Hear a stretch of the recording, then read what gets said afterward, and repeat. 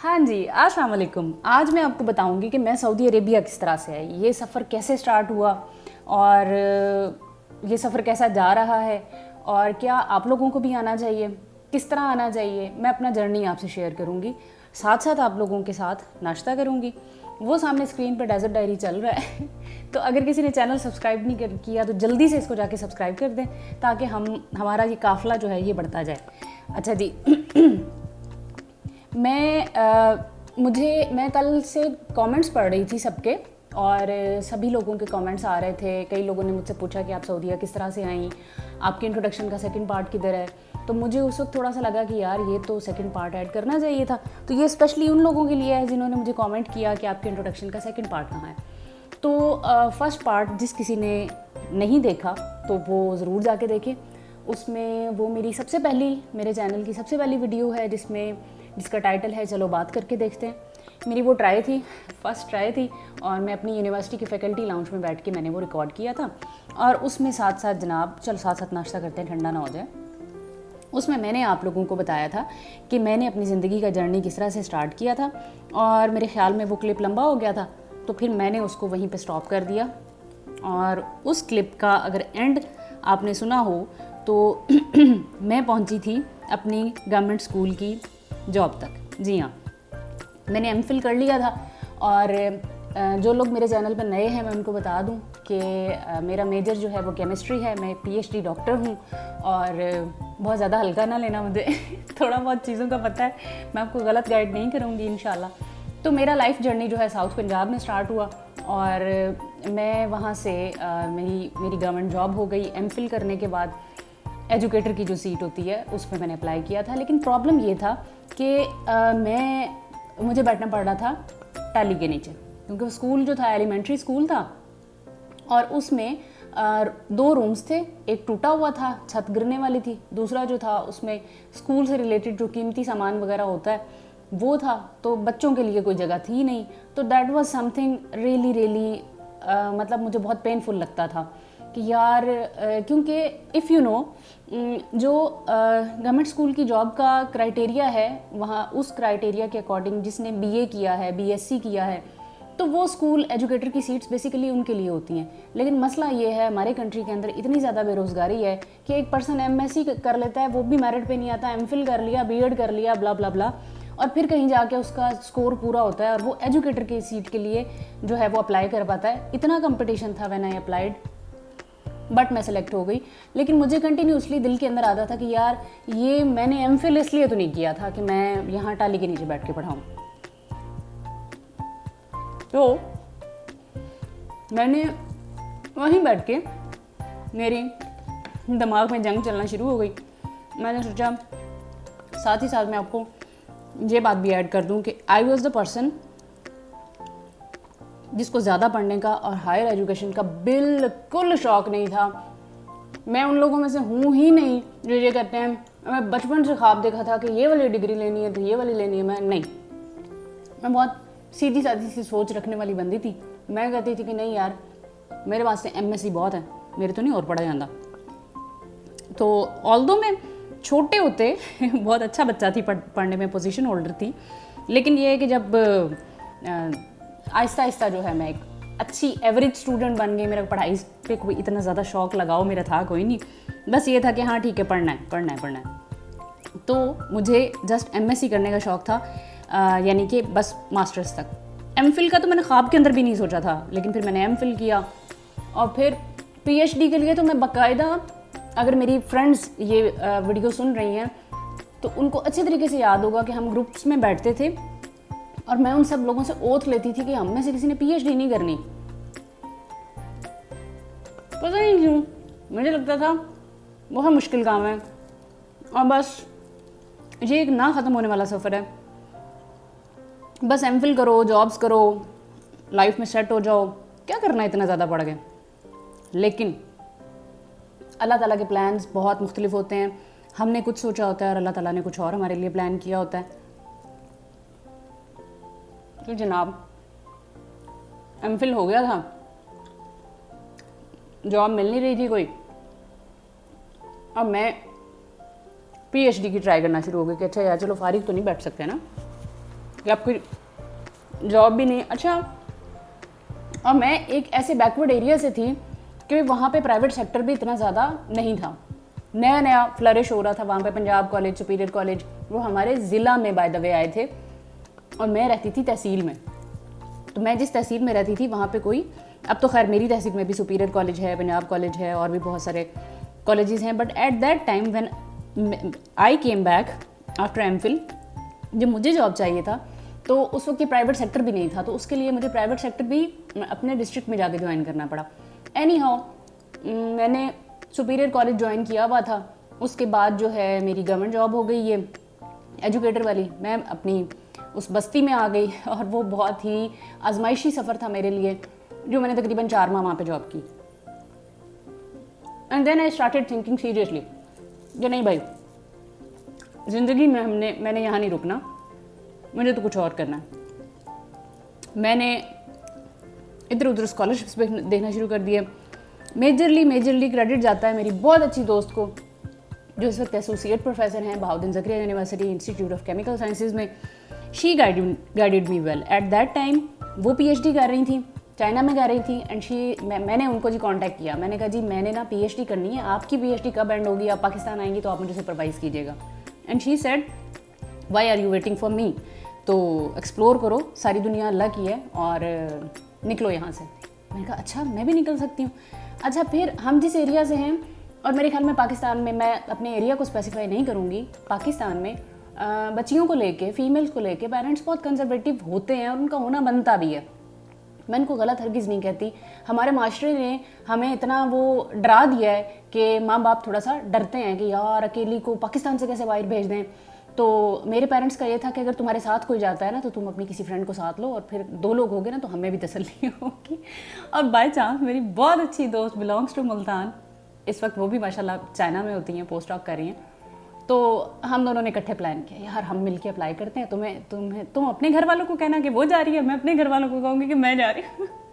और हम दोनों ने अप्लाई किया, और शंघाई जाओतोंग यूनिवर्सिटी चाइना में मुझे एक्सेप्टेंस लेटर मिल गया।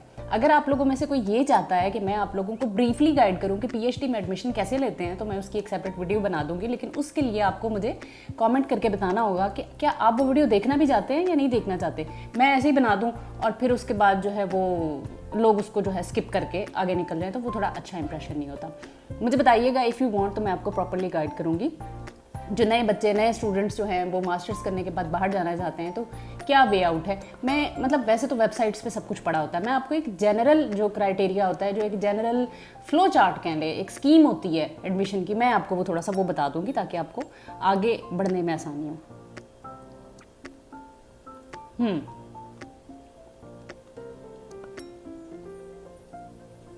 अच्छा जी, बहरहाल मुझे मेरी बहुत अच्छी दोस्त के समेत चाइना में एक्सेप्टेंस लेटर मिला। लकीली हमें सेम यूनिवर्सिटी में मिल गया। बस उसका स्कूल मटेरियल साइंस था, और मेरा स्कूल जो था वो केमिस्ट्री एंड केमिकल इंजीनियरिंग था। यहाँ पे भी एडमिशन लेते वक्त लोग बहुत सारे मिस्टेक्स कर देते हैं, जो पाकिस्तान वापस आने के बाद फिर उनको प्रॉब्लम होता है। HEC बहुत सारे आप पे पाबंदियाँ लगाती है, गलती निकालती है आपकी डिग्रीज़ में। तो मैं एक ब्रीफ वीडियो इंशाल्लाह बनाऊंगी, और उसमें मैं आपको बताऊंगी कि जब आप बाहर अप्लाई कर रहे हो तो आपको क्या क्या मिस्टेक्स नहीं करनी है। एनीवे, 2015 की बात है, मैंने वो अपनी स्कूल की जॉब बीच में छोड़ी।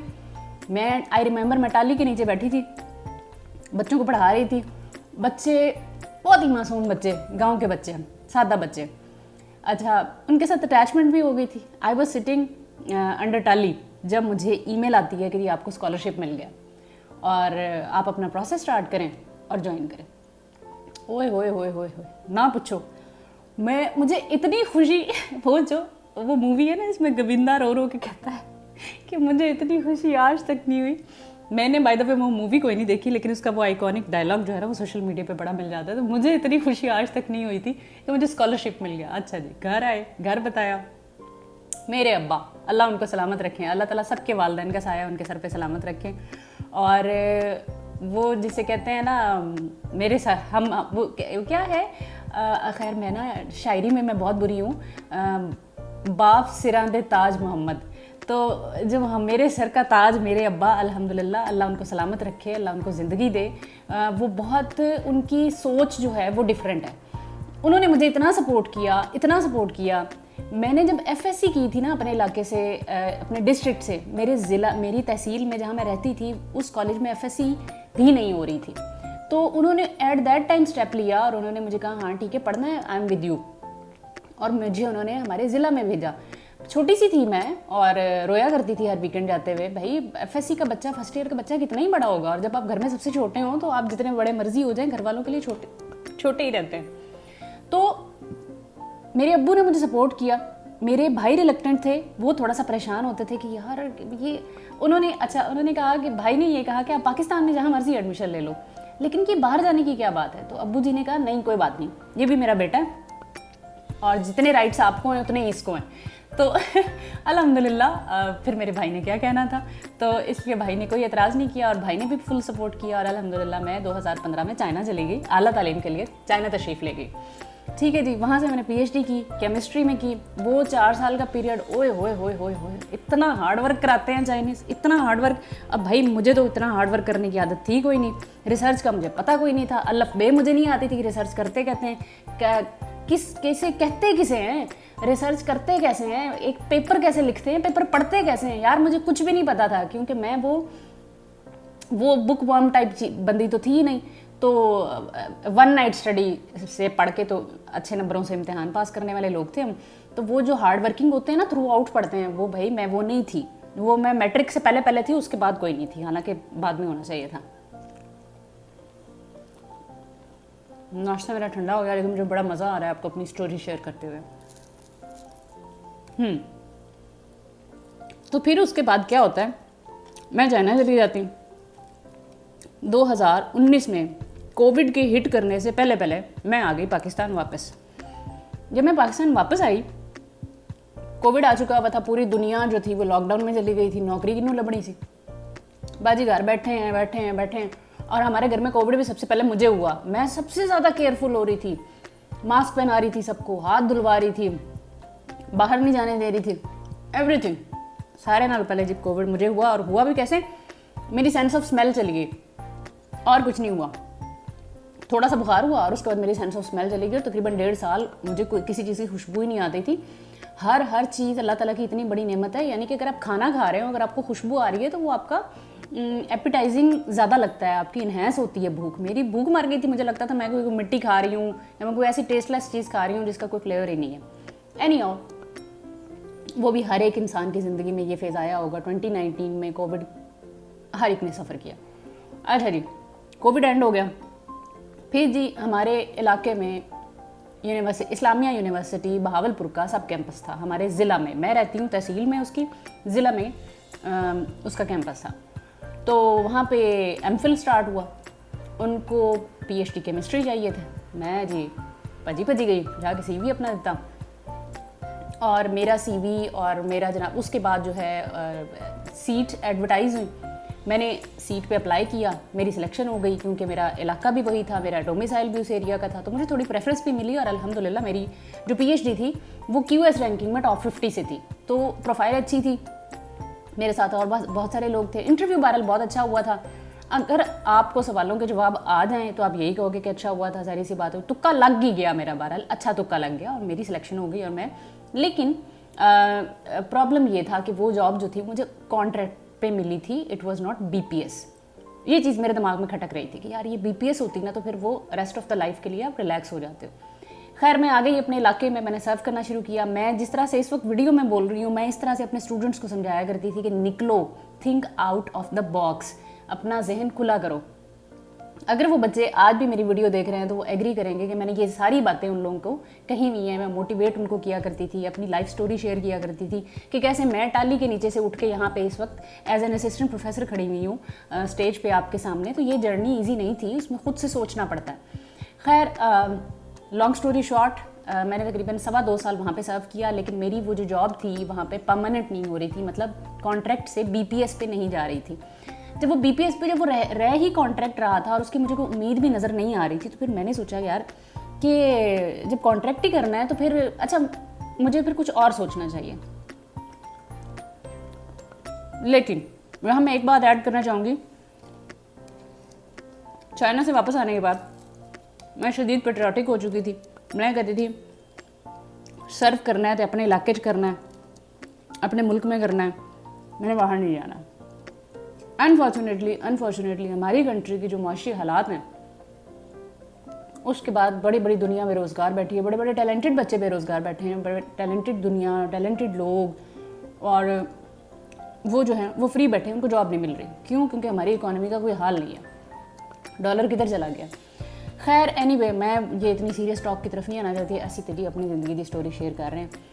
उसके बाद ये हुआ when I was serving there in Islamia university Bahawalpur के सब कैंपस में। वो कौन सा है? बहावलपुर के काफ़ी सारे, इस्लामिया यूनिवर्सिटी के काफ़ी सारे सब कैंपस हैं, आप किसी में भी मुझे एडजस्ट कर लें। अच्छा जी, खैर ये हुआ कि पोस्ट डॉक्स के लिए मुझे सब लोगों ने मोटिवेट करना शुरू किया, पोस्ट डॉक करो, और मैं कहती थी ना ना ना ना ना, मर जाऊंगी, पाकिस्तान छोड़ के कहीं नहीं जाना। आप लोगों से मेरी गुजारिश है, बड़े बड़े बोल ना बोला करें। कभी इतने डिटर्मिन होकर कोई बात ना कहा करें तो ये कुछ जो कुछ मर्जी हो जाए, ये काम तो मैंने करना ही नहीं है। आपको ज़िंदगी में वही काम करना पड़ जाता है। मैं बहुत विलिंग थी इस चीज़ को लेकर कि भाई मुझे तो अपने इलाके को सर्व करना है, अच्छी सी जॉब है, और आराम से घर चली जाती हूँ, वीकेंड पे शशका है, हॉस्टल मिला हुआ है, सुबह एक कुक आता था, एक कुक शाम में आता था, ना रोटी पकानी पड़ती, ना कपड़े धोने पड़ते हैं, ना इस्त्री करने पड़ते हैं, कोई काम नहीं करना, जाते हो, पढ़ाते हो, वापस आ जाते हो। यार ज़िंदगी में और चाहिए क्या? ऑल सॉर्टेड है, सब सेटल है। लेकिन जनाब अल्लाह ताला ने आपका रिस्क जहाँ लिखा है ना, अल्लाह ताला आपको कान से पकड़ के ला के वहाँ बिठा देते हैं। जिस ज़मीन पर, जिस जगह पर आपका रिस्क लिखा है, आप वहाँ पहुँच जाते हैं। हज़रत अली का कौल है ना कि रिस्क इंसान को ऐसे तलाश करता है जैसे मौत का फरिश्ता। अगर किसी इंसान का आखिरी वक्त आ गया तो आप दुनिया के जिस कोने में मर्जी चले जाएं, आपकी रवानगी हो जाएगी। तो रिस्क भी इंसान के पीछे पीछे होता है। आप जिधर मर्जी हो तो आपने जहाँ का रिस्क खाना है, जहाँ का दाना पानी आपने खाना है, आप वहाँ पहुँच ही जाते हो। मैंने ख्वाब अंदर भी नहीं सोचा था मैं चाइना जाऊँगी, मैंने ख्वाब अंदर भी नहीं सोचा था कि मैं डिफरेंट कंट्रीज़ भी विज़िट कर लूँगी। मैं अमेरिका जाना था तो सोचा ही नहीं थी। अगर आप लोगों ने मेरी यूएसए सीरीज़ नहीं देखी तो वो भी देखो, और मैं किसी दिन बैठ के आपको, क्योंकि वो जो क्लिप्स हैं सारे के सारे वो हैं जो मैंने रैंडमली बना लिए थे, लेकिन मैं अपना यूएसए का एक्सपीरियंस भी आपसे शेयर करूंगी कि मैं कैसे यूएसए एम्बेसी गई, मुझे कैसे वीज़ा मिला, मेरा क्या एक्सपीरियंस था, मेरी क्या फीलिंग्स थी। वो तो खैर मुझे आज तक यकीन नहीं आता कि मैं यूएसए का गेड़ा लगा आई हूँ। एनी हाउ, बैक टू कितने हाँ, तो मैं कहती थी कि जी मैंने पाकिस्तान छोड़ के कहीं नहीं जाना। तो मेरी जॉब जो थी वो बीपीएस पे कन्वर्ट नहीं हो रही थी, और ये चीज़ मुझे बहुत इरिटेट कर रही थी। मीनवाइल सऊदीया के लिए जो जॉब्स हैं वो एडवर्टाइज, जारी बात है, सारे कंट्रीज़ के लोग करते हैं। तो मैं लिंक्डइन पे हूँ, अगर किसी ने जॉब के लिए अप्लाई करना है तो मैं आपको स्ट्रांगली रिकमेंड करूँगी कि लिंक्डइन पे अपनी प्रोफाइल बनाएं और उसको पब्लिक करें और लोगों को ज़्यादा से ज़्यादा ऐड करें। नेटवर्क काम आता है इसमें। लिंक्डइन में हमारे सेंटर के प्रोफेसर साहब ने पोस्ट शेयर की कि they are looking for postdoc, ये उसका क्राइटेरिया है, तो कोई विलिंग है तो अपना सीवी भेजें। अच्छा, honestly speaking King Fahd University of Petroleum and Minerals में पहले फीमेल्स की इंडक्शन नहीं होती थी, जस्ट मेल्स की होती थी। मेरा नाश्ता ठंडा हो गया।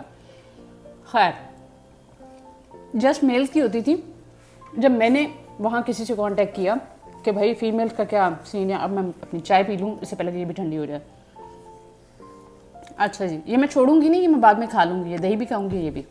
अच्छा जी, तो तब फीमेल्स की इंडक्शन तो होती ही नहीं थी। खैर, फीमेल्स की इंडक्शन स्टार्ट हुई। मेरे कुछ कलीग्स ने मुझे बताया कि किंग फहद यूनिवर्सिटी में फीमेल्स की इंडक्शन स्टार्ट हो गई है, आप अपना सीवी भेजो।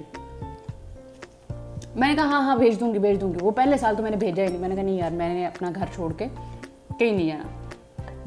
साल एक और गुजर गया, 2022 आ गया। 2021 में मुझे सबने गाइड किया था कि अप्लाई करो, मैंने नहीं किया। 2022 आ गया। उस वक्त मेरे भी मायूसी मेरे अंदर आना शुरू हो गई कि यार ये तो जॉब पक्की नहीं हो रही, तो ये अगर जॉब एंड हो जाती है तो फिर मैं क्या करूँगी। मुझे तो कोई प्राइवेट कॉलेज भी नहीं रखता था। मैं प्राइवेट कॉलेज गई कि भाई मुझे जॉब करनी है, कि मैं कॉलेज लेवल के स्टूडेंट्स को पढ़ाऊँगी। आगे से प्रिंसिपल डर जाते थे, वो कहते थे मैडम थोड़ी एजुकेशन बहुत ज़्यादा है। तो आप तो बहुत ज़्यादा सैलरी मांगेंगे तो इसलिए हमें तो कोई वो पर्सन चाहिए जो फ्रेशर हो और जो बिल्कुल ऐसे हमारे पास बेबस होके आए और हम उसको जो सैलरी मर्जी ऑफर करें तो वो फ़ौरन से उस पर हाँ बोल दें। आपको तो हम जितनी सैलरी बताएंगे आपको तो वो सेटिस्फैक्ट्री ही नहीं लगेगी। आपकी एजुकेशन बहुत ज़्यादा, अच्छा जी मैं परेशान होकर बह गई यार, ये एजुकेशन ज़्यादा होना लोग कहते हैं फ़ख्र की बात है, मेरे वास्ते तो मुसीबत पड़ गई। ये तब की बात है जब मेरी कोई भी जॉब नहीं हुई थी आफ्टर PhD, कोविड के डेज़ में I was applying in private colleges. अच्छा जी, खैर किंग फहद यूनिवर्सिटी वालों ने पोस्ट डॉक्स को एडवर्टाइज़ किया, मैंने अपना CV भेजा, विद इन 1 वीक मेरी CV जो है वो शॉर्ट लिस्ट हो गई, मुझे इंटरव्यू कॉल आ गई और 2022 के अक्टूबर या नवंबर में मुझे कॉल आई है, मैं इंटरव्यू हुआ है, जूम पे हुआ था, तकरीबन आधे पौने घंटे का एक इंटरव्यू था जिसमें मेरा बैकग्राउंड एवरीथिंग सब कुछ, तो टटर तो बंदा कर ही लेता है अगर आपको कुछ आता है तो। अच्छा जी, उसके बाद क्या हुआ कि मुझे फौरी तौर पे ऑफ़र लेटर आ गया, बस फिर मेरा वीज़ा प्रोसेस स्टार्ट हुआ और मई 2023 17 मई 2023 को मैंने सऊदी अरब की ज़मीन पे लैंड कर लिया। व्हाट एन एक्सपीरियंस ब्रो भाई, ज़बरदस्त। मतलब मैंने तालीम के लिए जगह जगह का रिस्क भी खाया, जगह जगह की खाक छानी है, लेकिन सबसे अच्छा एक्सपीरियंस मेरा यहाँ पे है। क्यों अच्छा है? क्योंकि यहाँ मक्का मदीना है, यहाँ पे जी आप उम्रा कर लेते हो। मैंने अल्हम्दुलिल्लाह हज तो 2012 में कर लिया था अपने माँ बाप के साथ, पेरेंट्स के साथ आई थी। अल्हम्दुलिल्लाह उनका बहुत बहुत शुक्रिया कि उन्होंने जो है मुझे ये अपने साथ को लेके आए। मेरे भाई का ख़ास तौर पे बहुत ज़्यादा शुक्रिया कि ही चोज़ मी कि तुम मम्मी अब्बू के साथ जाओ। और ये भी बाय द वे मैं सबको कहूँगी कि अपने पेरेंट्स को कभी अकेले मत यहाँ भेजें। मैं यहाँ पे देखती हूँ कि जो उम्रा ज़ायरीन होते हैं, हज ज़ायरीन होते हैं, तो जो बुज़ुर्ग होते हैं उनकी हालत बड़ी ही ख़राब हुई होती है क्योंकि उनके साथ कोई अटेंडेंट नहीं होता। तो इसलिए मैं अपने पेरेंट्स के साथ 2012 में आई थी और तब मैंने सोचा था यार ये तो मेरे ज़िंदगी का पहला और आखिरी ट्रिप है, इसके बाद तो मैंने सऊदी अरब कभी भी नहीं आना। और बड़े हैवी हार्ट के साथ मैं वापस गई और मुझे ये नहीं था पता कि मैं 2023 में दोबारा आऊँगी और फिर मैं दोबारा हज करूँगी। यस, मेरे कामा पे हज था, अलाउ एक दफ़ा हज करना अलाउ, तो फिर वो अपॉर्चुनिटी कौन छोड़ता है। उसका भी मैं एक प्रॉपर वीडियो बनाऊँगी कि मैंने सबसे सस्ता हज किया, बड़ा फिट किस्म का हज किया मैंने और मेरी दोस्त ने, और हमने क्या कौन सा पैकेज चूज़ किया, कैसे हम गए। तो जो लोकल मुझे कोई देख रहा है मैं उनको गाइड करूँगी, क्योंकि व्हेन आई वाज सर्चिंग कि सबसे लोएस्ट प्राइस वाला जो पैकेज है उसको अगर अवेल किया जाए तो वो कैसे करना है, और उसकी मुझे एक सिंगल वीडियो नहीं मिली यूट्यूब पे, मैं ढूंढ के खप गई थी। तो हम यंग हैं, हम एनर्जेटिक हैं, तो वाई नॉट कि हम बहुत ज़्यादा फैसिलिटीज़ की तरफ ना जाएं और आप थोड़ा अपना बजट को लो कर लें और एक अच्छी अगर एक अपॉर्चुनिटी मिल रही है तो why not we should go with that. तो खैर वो मेरा बहुत ही अच्छा एक्सपीरियंस रहा, उसकी डिटेल में लाजमी शेयर करूँगी कि मेरा एक्सपीरियंस कैसा रहा, और आप लोग भी उसको ऑप्ट कर सकते हैं अगर आप सऊदी अरेबिया में रहते हैं, अगर आप इकामा पे हैं। तो खैर मैं सऊदीया में आ गई, मैंने यहाँ पे अल्हम्दुलिल्लाह बारहा मक्का मदीना का सफ़र भी किया। आप लोगों ने मेरी उम्रा सीरीज़ भी देख लें, अगर नहीं देखी तो मैंने स्पेशली अपने ब्लॉग के लिए बनाई थी। और यहाँ पे मैं रह रही हूँ अब, और यूनिवर्सिटी की तरफ से ही मुझे अकोमोडेशन है, सैलरी पैकेज बहुत अच्छा है इनका, और ट्रांसपोर्टेशन अलाउंस भी देते हैं। साल में एक बार मुझे घर जाने के लिए एयर टिकट भी मिलता है, और मुझे और क्या मिलता है, एयर टिकट, हाँ 30 छुट्टियाँ भी मिलती हैं विद सैलरी। तो अल्हम्दुलिल्लाह बहुत ही अच्छी अपॉर्चुनिटी है। लेकिन मैं ये बताऊँ कि अगर कोई बच्चा, अगर कोई स्टूडेंट, कोई लड़का लड़की जो यंगस्टर्स हैं और जिन्होंने अभी जस्ट बैचलर्स किया है या जस्ट मास्टर्स किया है, तो उनके लिए शायद इतनी ऑफ़र्स ना हों, ठीक है। वो ज़ाहिर बात है ऐसे सीढ़ियाँ चढ़ के ऊपर जाना पड़ता है, तो डायरेक्टली आपको ये सब कुछ नहीं मिलता। हाँ, अगर कोई मास्टर्स के लिए अप्लाई करना चाहता है, PhD के लिए अप्लाई करना चाहता है, पोस्ट डॉक के लिए अप्लाई करना चाहता है, तो मुझे ज़रूर कमेंट्स में बताएं। मैं एक डिटेल वीडियो बनाऊंगी, मैं आपको बताऊंगी कि how you can apply for masters, for PhD, for post doc, for any other job. और यहाँ पे लिविंग कैसी है भाई, सेफेस्ट कंट्री एवर, अल्हम्दुलिल्लाह। जब हम किसी मुस्लिम कंट्री को इतना सेफ देखते हैं, इतना अच्छा देखते हैं, ख़ासतौर पे विमेन के लिए, तो बड़ी ही खुशी होती है। सऊदी अरेबिया 100% सेफ़, आप जहाँ मर्जी रात के 1 बजे 12 बजे भी निकल के कोई आपको इमरजेंसी में बाहर निकलना पड़ा है, कोई मेडिसिन लेने खुदा ना खास्ता, तो it's totally safe for you. आपको बहुत रिस्पेक्ट मिलती है हर पॉइंट पे। इवन अगर आप शॉपिंग मॉल में चले जाओ, किसी जो है फूड पॉइंट पे चले जाओ, तो अगर लाइन लगी हुई है ना, तो वो फीमेल्स को प्रेफर करते हैं। फीमेल की लाइन ही अलग बनती है, वो कहते हैं जी इनको पहले डील किया जाए, मर्दों को देर कराते हैं, औरतों को देर नहीं कराते। बड़ी खूबसूरत बातें हैं यहाँ पे, और ये आपको ये कल्चर सऊदीया में नज़र आएगा। फीमेल की बहुत रिस्पेक्ट है, और मेरी यूनिवर्सिटी में भी मेरा बहुत अच्छा और क्वालिटी टाइम गुजर रहा है। मैं एक रिसर्चर हूँ, मैं PhD डॉक्टर हूँ, मैं पोस्ट डॉक्टरल रिसर्चर हूँ, और मैं अपने बारे में क्या बताऊँ। ये है मेरा इंट्रोडक्शन का सेकंड पार्ट। फर्स्ट पार्ट, पहला जो मेरा व्लॉग आया था इस चैनल के ऊपर, वो है, और ये उसका सेकंड पार्ट है। Very sorry for late. मुझे लगा कि शायद लोगों को इंटरेस्ट नहीं होगा ये जानने में कि मैं यहाँ तक कैसे आई, तो मैंने उसको स्किप करा दिया। हालांकि वो मैंने रिकॉर्ड किया था, लेकिन मैंने उसको ऐड नहीं किया। लेकिन कल परसों मैंने लोगों के कमेंट्स देखे कि आपने अपना वो एक्सपीरियंस क्यों नहीं शेयर किया कि भाई आप सऊदीया किस तरह से आई, या आपका नेक्स्ट पार्ट क्या है लाइफ का। तो लोगों की डिमांड पर मैं आज ये रिकॉर्ड कर रही हूँ, और ये आज इंशाल्लाह 12 बजे के बाद मैं इसको अपलोड भी कर दूँगी। चाय बहुत मज़े की बनाती हूँ मैं, बहुत चंगी चाय बनाती हूँ बहुत चंगी चाय बनाती हूँ मैं। और yes, this is my life story. आप भी आएँ, अप्लाई करें। अब तो बाय द वे मेरी यूनिवर्सिटी में, king Fahad university of Petroleum and minerals के अंदर BS ऑनर्स के बाद PhD में एडमिशन हो रहे हैं। हालांकि उसके लिए masters is a must. I don't know अब वो PhD का टाइम पीरियड उनका थोड़ा सा ज़्यादा है या कम है। मैं ये मुकम्मल डिटेल लेके तो उसके ऊपर एक वीडियो बना के आपसे शेयर करूँगी। और यहाँ पे PhD के जो स्टूडेंट्स हैं, उनका जो मंथली स्टाइपेंड है वो है 5000 रियाल, प्लस उनको अकोमोडेशन मिलती है, प्लस उनको सब्सिडाइज फूड मिलता है, प्लस उनको एयर टिकट मिलती है, प्लस उनको एक दफ़ा हज अलाउ है, और मेरे ख्याल में एक आध दफ़ा वो इंटरनेशनल कॉन्फ्रेंस भी अटेंड कर सकते हैं। तो फुल शशके वाली PhD होती है यहाँ पे, कोई ऐसी नहीं है। और बहुत अच्छे सुपरवाइजर्स, बहुत इंटरनेशनली वेल रिकग्नाइज्ड सुपरवाइजर्स यहाँ पे आपको मिलेंगे, तो आपकी PhD बहुत अच्छी होगी। और दूसरी बात ये कि जो मेरी यूनिवर्सिटी है, ये अरब की नंबर 1 यूनिवर्सिटी है, और QS रैंकिंग में ये 101 नंबर पे है 2024 के अकॉर्डिंग। ठीक है जी।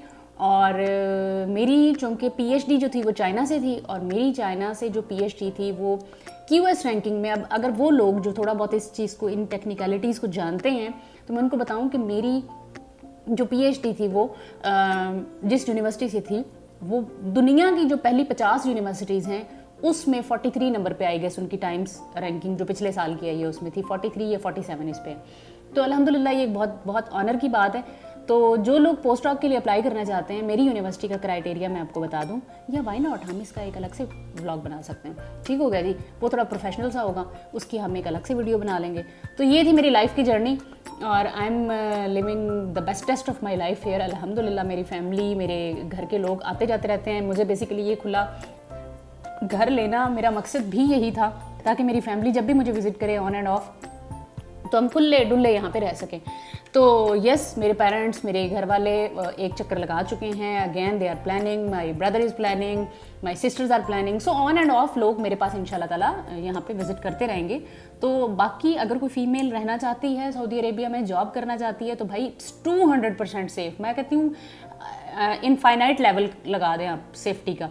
कोई भी फीमेल यहाँ पे रह सकती है, कोई टेंशन की बात नहीं है कि आप अकेले रह रहे हो या ऑन एंड ऑफ आपकी फैमिली आपको विजिट करती है।